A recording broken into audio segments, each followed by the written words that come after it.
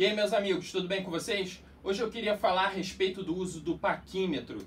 Esse instrumento é muito importante na bancada, porque por vezes nós precisamos realizar medições como, por exemplo, a espessura de um fio, de um carretel de solda, só que através, por exemplo, de uma régua tradicional, a gente não tem condições de fazer essa medida, porque existe uma coisa chamada resolução. A resolução de uma régua está restrita ao milímetro, e dessa forma, se nós temos uma medida entre 0 milímetros, melhor, 0,1 milímetros, digamos, ou 0,0001 milímetros, até alguma coisa que seja próximo a 1 milímetro, a gente não vai ter condição de falar com exatidão esse valor utilizando uma régua. Então, para isso, nós utilizamos um instrumento mais sensível, como esse daqui, chamado paquímetro. E vocês vão ver que é muito fácil utilizar, não é nenhum bicho de 7 cabeças. Acompanhe aí em detalhes com a câmera bem próxima aqui. Eu vou falar a respeito das partes do paquímetro e também como a gente faz essa medição utilizando fios de estanho de solda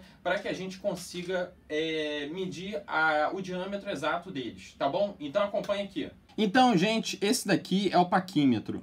Em minhas mãos eu tenho um paquímetro mais simples. Esse paquímetro aqui é um paquímetro de plástico. Na verdade, nós temos até um material aqui de metal, que me parece aqui um aço inoxidável.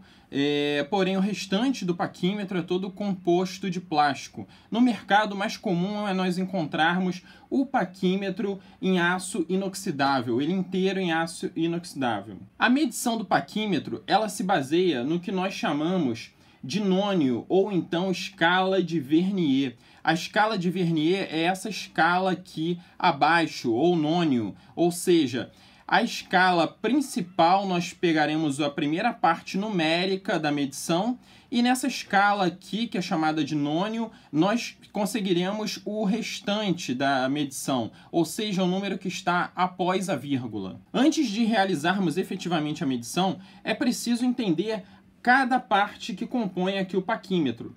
Em paquímetros de aço inoxidável é comum encontrar aqui em cima um parafuso. Esse parafuso é chamado parafuso de fixação, aonde depois de você navegar com o instrumento através do que você deseja medir, você vem nesse parafuso, atarracha e trava as suas orelhas, que nós vamos falar já já, em determinada medição. Como nós falamos agora há pouco, nós temos a presença também do nônio ou a escala de Vernier, que é essa escala aqui, que corre aqui por baixo, com essa medição aqui um pouco diferenciada da escala principal, que nós já vamos tratar dela em instantes. O paquímetro possui duas orelhas, são essas orelhas aqui, o que é chamado de orelha fixa e a orelha móvel, essa outra orelha aqui. Também ele possui o chamado impulsor, que é essa peça aqui de baixo, porque quando a gente segura o paquímetro assim, a gente utiliza aqui o dedão para impulsionar essa parte. Então esse aqui é o chamado impulsor. Essas duas extremidades de cima são chamadas de bicos, elas são utilizadas para fazer medição dessa forma. Quero medir a distância que tem aqui, eu utilizo essa parte. Agora, se eu quero medir qual é a espessura do dedo, só um exemplo claro, assim, na verdade não dá para fazer isso dessa forma, até porque o dedo é mole, precisaria de um outro instrumento para medir.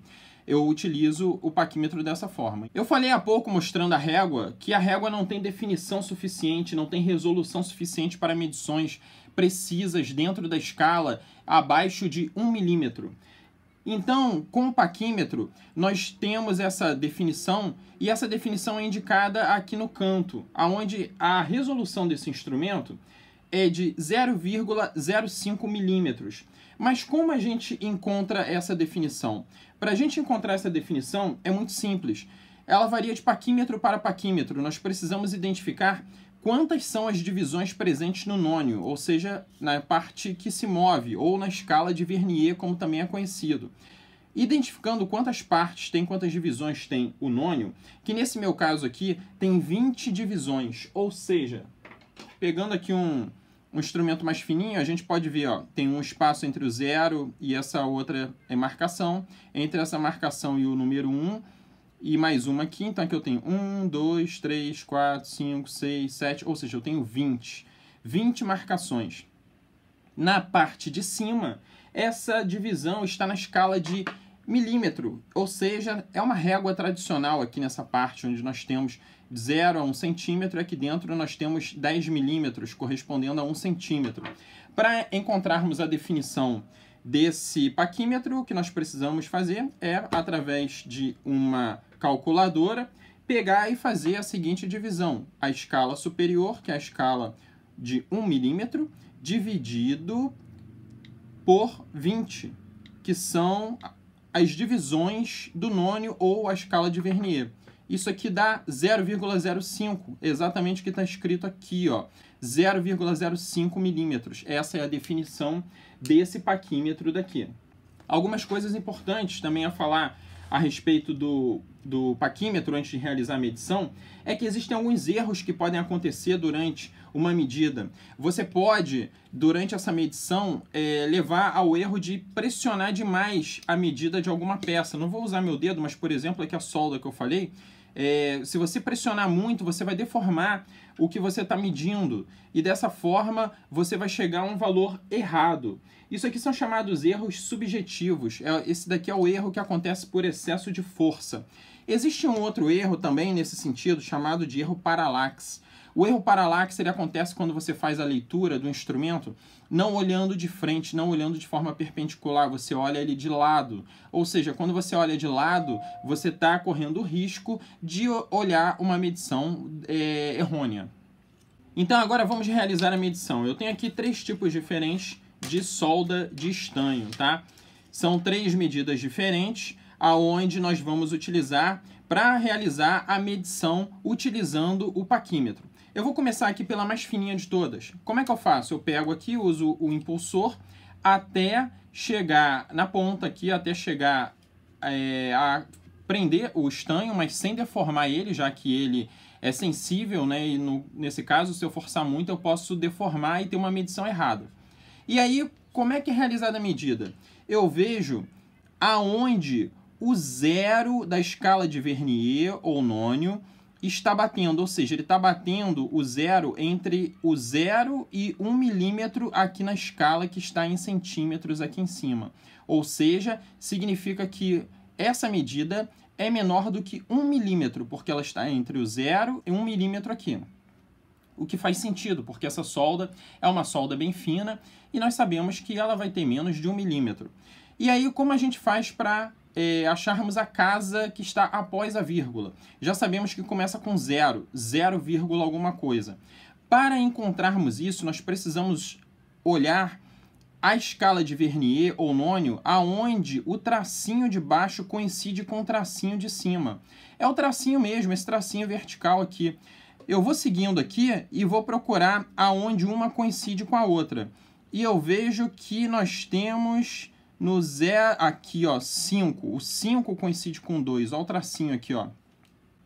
O 5 coincide com 2. É o primeiro tracinho que coincide a escala de Vernier ou nônio juntamente com essa escala aqui. Ou seja, o 5.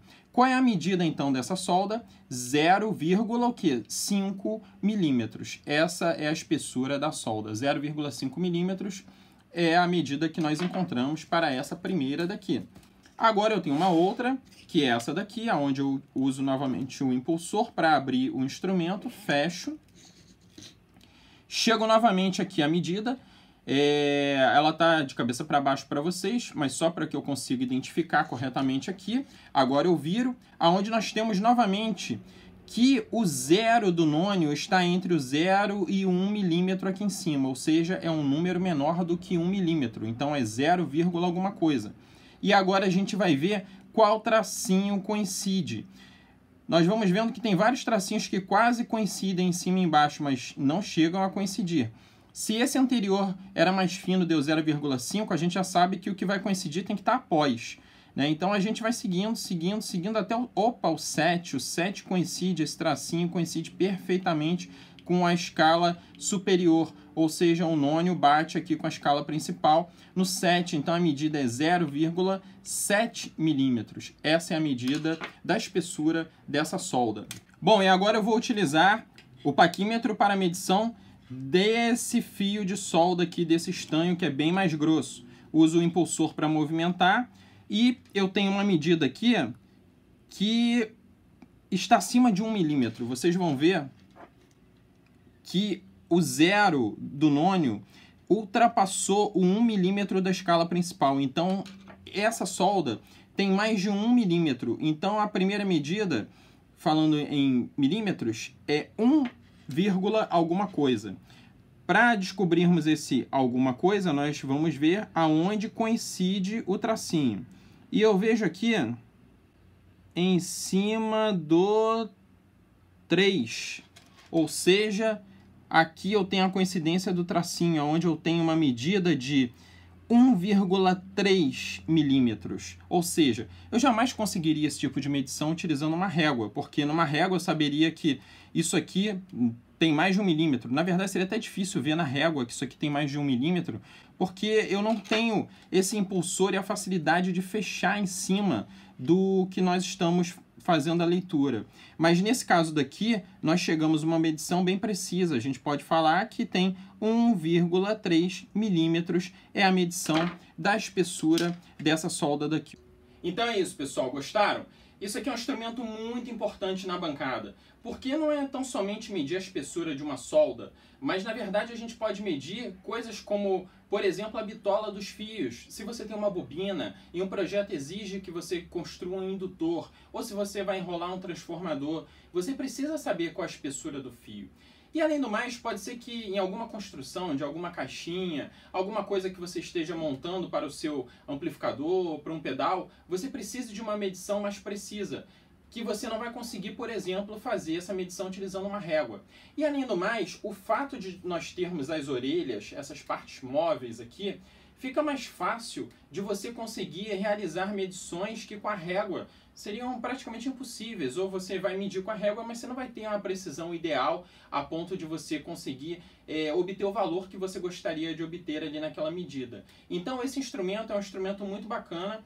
Esse aqui é um bem simples de plástico, mas vocês encontram na internet para vender a preços muito interessantes, um paquímetro bacana de aço inoxidável. É claro que os mais precisos são na faixa de 300, 400 reais, mas isso é importante se você vai trabalhar, por exemplo, com mecânica, onde você tem que medir umas peças e as medições são muito precisas. A resolução do instrumento é muito maior do que 0,05 centímetros, como é desse caso aqui. E com isso você consegue fazer medições mais precisas. Por exemplo, tem instrumentos com medição de resolução de 0,02, aonde facilita muito mais e você tem mais precisão na leitura. Então procurem por instrumentos com uma boa precisão e também, preferencialmente, de aço inoxidável, até pela capacidade de durar muito mais ao longo do tempo do que um instrumento de plástico. É claro que tratando com cuidado vocês até conseguem fazer como esse daqui durar muito tempo, já que é um instrumento que eu tenho há muitos anos, tá? Espero que vocês tenham gostado e a gente fica por aqui, se vê no próximo vídeo, tá bom? Um abraço para vocês e tchau, tchau!